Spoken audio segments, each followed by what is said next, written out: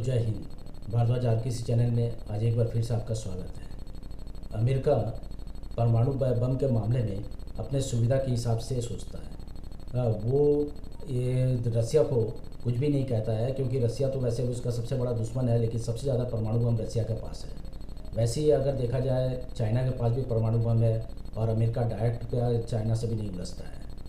इसी तरह अगर देखा जाए कि पाकिस्तान के पास तो परमाणु बम है, अमेरिका चाहे तो पाकिस्तान को जब चाहे तब मिटा सकता है, लेकिन उसके बाद भी वो पाकिस्तान से नहीं उलझता है, क्योंकि पाकिस्तान उसको एशिया में अपने पोजीशन बनाने के लिए उसका एक महत्वपूर्ण पार्टनर बना हुआ है। इस कारण से वो पाकिस्तान को भी कुछ नहीं कहता है। इसका मतलब ये हुआ कि अमेरिका अपने सुविधा के हिसाब से, अपने कंफर्ट लेवल के हिसाब से वो सबके साथ में परमाणु बम के मुद्दे पर अलग अलग विचार रखता है और अलग अलग सोच लेके चलता है। इसी तरह अमेरिका नहीं चाहता है कि दुनिया में किसी और देश के पास में परमाणु बम हो, जबकि आज तक अगर देखा जाए तो परमाणु बम के इतिहास में अगर किसी ने उसका इस्तेमाल किया है तो वो अमेरिका ही है, जिसने जापान पे इसका इस्तेमाल किया था। लेकिन दोस्तों इसी के बारे में सबसे ज़्यादा हल्ला भी वही मचाता है। अगर ऐसे ही परमाणु बम को लेकर उसकी चिंता है तो सबसे पहले अमेरिका को चाहिए कि उसके पास जितने भी परमाणु बम है वो उनको ख़त्म करे। दुनिया के जितने भी देश के पास पे परमाणु बम है उनको चाहिए कि वो सबसे पहले इसको ख़त्म करे।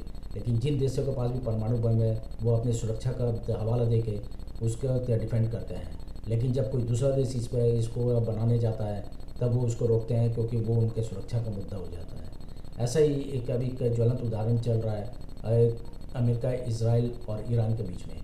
ईरान के परमाणु हथियार प्रोग्राम के लेके इजराइल और अमेरिका और वेस्टर्न कंट्रीज़ ये नहीं चाहते हैं कि ईरान से परमाणु बम बनाए, क्योंकि कहीं ना कहीं उनको लगता है कि अगर ईरान के पास परमाणु बम हो गया, नॉर्थ कोरिया के पास परमाणु बम हो गया, तो इनको अमेरिका के लिए वो थ्रेट हो जाएगा। तो दोस्तों आज इस मुद्दे पे एक नया अपडेट यह आया है कि इस सप्ताह की शुरुआत में अमेरिकी राष्ट्रपति ने संकेत दिया था कि ईरान को इजराइल के सैन्य प्रयास में शामिल होने या इससे दूर रहने के बारे में निर्णय लेने से पहले 2 सप्ताह का समय मिलेगा। अमेरिका ने 2 सप्ताह का समय दिया था, लेकिन समय सीमा आज टूट गई, क्योंकि प्रतीक्षा की मुद्रा को तुरंत उलट दिया गया और ईरान और इजराइल के जंग में पर्दे के पीछे से अमेरिका बाहर निकल कर आ गया है और दुनिया जो सोच रही थी उस पर मुहर भी लगा दिया है कि ये इजराइल और ईरान के जो युद्ध चल रहा है इसके पीछे का मास्टरमाइंड जो था वो अमेरिका ही था। अमेरिका ही है जो ये इस युद्ध को चला रहा है, ये ऑपरेट कर रहा है। राष्ट्रपति डोनाल्ड ट्रंप ने पुष्टि की है कि संयुक्त राज्य अमेरिका ने ईरान के 3 सबसे महत्वपूर्ण परमाणु स्थलों फोर्डो, नतांज और इस्फहान पर हमले किए हैं, जो तेहरान के साथ इजराइल के चल रहे संघर्ष में पहला प्रत्यक्ष अमेरिकी हस्तक्षेप है। फोर्डो एक अत्यंत किलेबंद भूमिगत सुविधा पर हमले में कथित तौर पे 30,000 पाउंड के बंकर बस्टर बमों का इस्तेमाल किया गया। ये कल रात को यानी शनिवार और रविवार के मध्य रात्रि को ये भारतीय समय अनुसार ये हुआ है, जिसमें जो हथियार जो केवल अमेरिकी वायुसेना के B-2 स्टील्थ बॉम्बर्स द्वारा ही तैनात किए जा सकते हैं। ये अमेरिकी फाइटर बम जो बमवर्षक किया है वो B-2, उसके द्वारा ये इस मिसाइल को, इस बम को ये किया गया, दागा गया या गिराया गया वहाँ पे। और नौसेना की पनडुब्बियों ने इसके अलावा B-2 स्टील्थ बॉम्बर्स के अलावा भी नौसेना की पनडुब्बियों ने नतांज और इस्फहान स्थलों पर 30 TLAM क्रूज मिसाइलें दागी। एक B-2 ने नतांज पर 2 बंकर बस्टर बम भी गिराए हैं। ट्रंप ने रविवार की सुबह इस ऑपरेशन की घोषणा की और इसे बहुत ही शानदार बताया, साथ ही संयुक्त राज्य अमेरिका के लिए एक ऐतिहासिक क्षण भी बताया। अमेरिका ने जो ईरान पे बम गिराया है उसको वो ऐतिहासिक क्षण बता रहे हैं। खुद के पास इतने सारे परमाणु बम रख के वो दुनिया के शहंशाह बने हुए हैं। ट्रंप ने कहा सभी अमेरिकी विमान अभी ईरानी हवाई क्षेत्र से बाहर है। अमेरिकी हमला ईरान की वायु रक्षा और आक्रामक मिसाइल क्षमताओं और उसके परमाणु संवर्धन सुविधाओं पर इजराइल द्वारा मिसाइल, ड्रोन और हवाई हमलों के 1 सप्ताह से अधिक समय बाद हुआ है। यह अमेरिका करीबी 1 सप्ताह, इस जंग के 1 सप्ताह 8-9 दिन हो गया है। उसके बाद उसने अपने आप को पर्दे के पीछे से निकाल के सामने लाया है। लेकिन यह व्यापक रूप से माना जाता था कि केवल अमेरिका के पास ही ईरान के परमाणु संचालन के एक मुख्य हिस्से तक पहुंचने के लिए आक्रामक मारक क्षमता थी, जो गहरे भूमिगत दफन थी। एक हमला जो अब हुआ है, अब अमेरिका ने किया है, उस जगह को नष्ट करने का जो हथियार था वो केवल आज के डेट में अमेरिका के पास है और किसी दूसरे देश के पास में नहीं है। इसलिए भी अमेरिका को सामने आना पड़ा। ट्रंप ने चेतावनी दी है कि और भी हमले हो सकते हैं।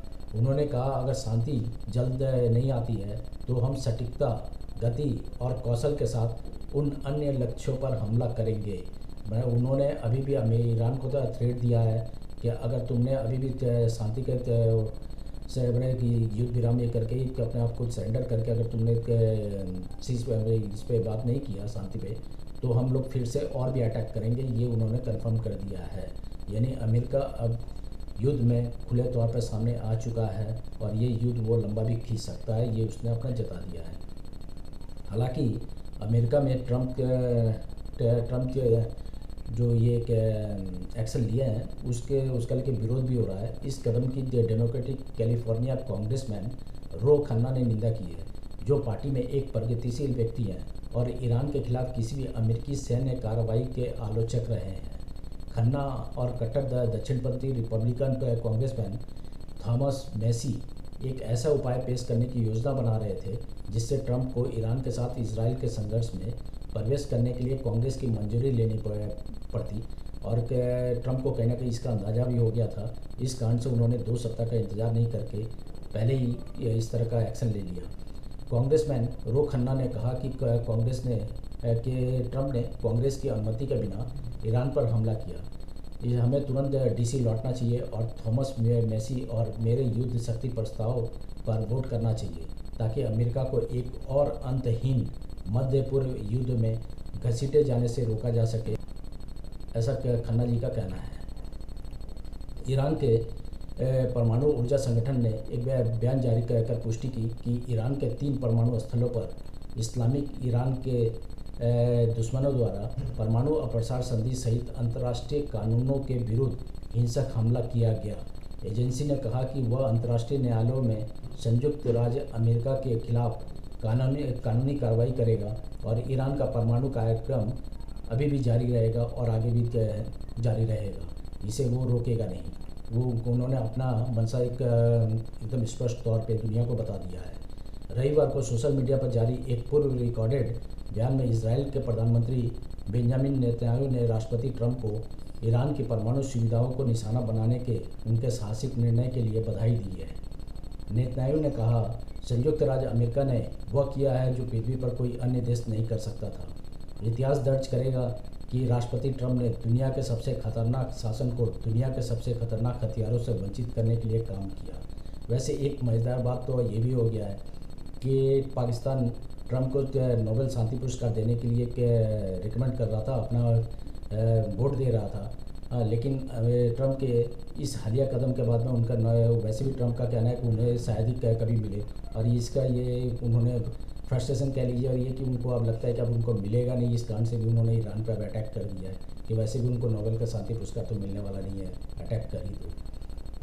संयुक्त राष्ट्र के प्रमुख एंटोनियो गुटेरेस ने कहा कि ईरान पर अमेरिकी हमलों से वे बहुत चिंतित हैं। गुटेरेस ने कहा, यह पहले से ही संकटग्रस्त क्षेत्र में एक खतरनाक वृद्धि है और अंतर्राष्ट्रीय शांति और सुरक्षा के लिए सीधा खतरा है। इस बात का जोखिम बढ़ रहा है कि यह संघर्ष तेजी से नियंत्रण से बाहर हो सकता है। हालांकि संयुक्त राष्ट्र के होना ना होना एक समान है, उसकी कोई सुनता नहीं है। खास करके अमेरिका, चाइना, रसिया, ये लोग तो कोई सुनते ही नहीं है। बस ये संयुक्त राष्ट्र जो है वो छोटे देशों पर पाबंदी और ये सब लगाने के लिए ही बना हुआ है। भारत, यूरोपियन यूनियन, चाइना, रसिया और दूसरे देशों का अभी तक कोई ऑफिशियल स्टेटमेंट नहीं आया है इस विषय पे। देखते हैं, शाम तक हो सकता है उन लोगों की तरफ से कोई स्टेटमेंट आए। लेकिन इनसे सब ये अमेरिका के इस युद्ध में आने से कहीं ना कहीं अब कच्चे तेल का दाम यानी क्रूड ऑयल का दाम उम्मीद किया जा रहा है कि शायद वो थोड़ा सा बढ़ सकता है और ये सभी देशों के इकोनॉमिक स्टेटस पे थोड़ा असर डाल सकता है, इन्फ्लेशन पर असर डाल सकता है। तो दोस्तों, आज के लिए इतना ही। कल फिर मिलेंगे किसी नए विषय के साथ। तब तक के लिए धन्यवाद।